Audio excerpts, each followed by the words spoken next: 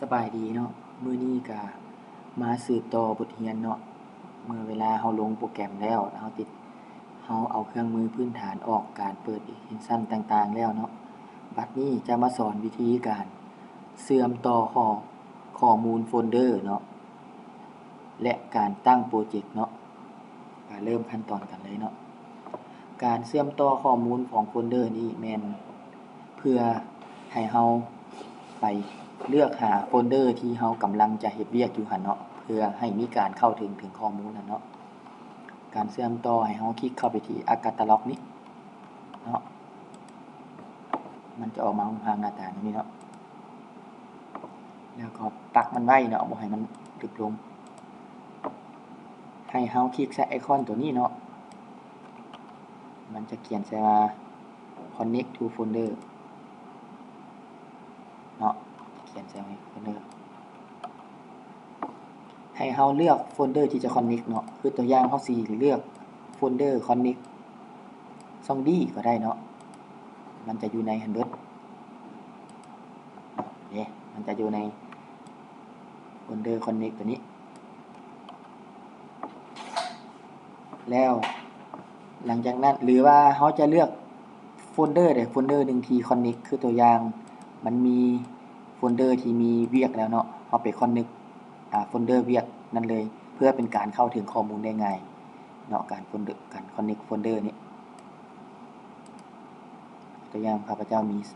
โฟลเดอร์สัญญาบุรีเนาะสิ Connect ไปเนาะเด็กมันจะออกมาให้เลยแล้วก็ข้อมูลอยู่ในนี่ของสัญญาบุรีมันจะมีอยู่ในนี้เลยเนาะแล้วก็โฟลเดอร์ใดที่เราบ่ใช้เราก็สามารถคลิกขวาใส่เนาะคลิกขวาใส่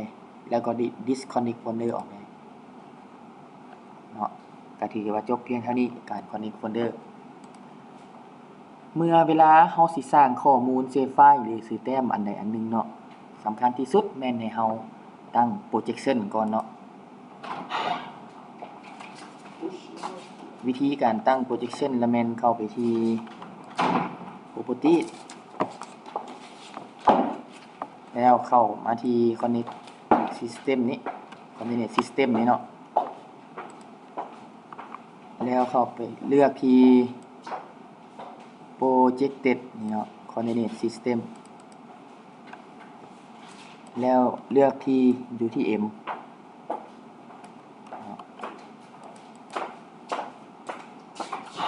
แล้วเลือกที่ WGS 8C แล้วเลือกที่ Northern แล้วก็เลือกเอาโซนเนาะประเทศลาวของเราจะกลุ่มอยู่ประมาณ2โซนเนาะหลักๆแม่นโซนที่47และ48เนาะ2โซนนี่เนาะประเทศลาวนี่แม่นระบบ WGS 8C UTM เนาะซึ่งว่าอยู่ในโปรแกรม ArcMap นี้มันจะมีหลายๆระบบเนาะเราจะเลือกใช้ตามพื้นที่ที่เหมาะสมเนาะส่วน WGS 8C นี้แม่นระบบตารางพิกัดของอเมริกาเนาะซึ่งเราจะใช้กับเครื่องมือ GPS รุ่นใหม่ๆนี่เนาะประเทศลาวเราอยู่โซน47 48ก็ให้เราติ๊กเอาคือตัวอย่างเราอยู่โซน47อยู่ทางไสยะขึ้นเหนือเนาะเราก็ติ๊กเอา47หรือว่าเราอาจจะ add to favorite ไว้เนาะเพื่อจะเอาไปใช้ไปเทื่อหน้ามันจะบ่ได้ซอกแนวนี้เนาะมันจะเห็นเลยเนาะเราจะ add favorite ไว้นี่เนาะมันจะมาอยู่ favorite นี้มี2โซนเฮาก็เลื่อนมา2โซนเลือกเอา2โซน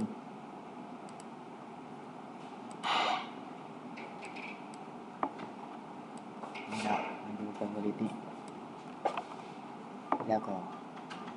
ได้โอเคเนาะ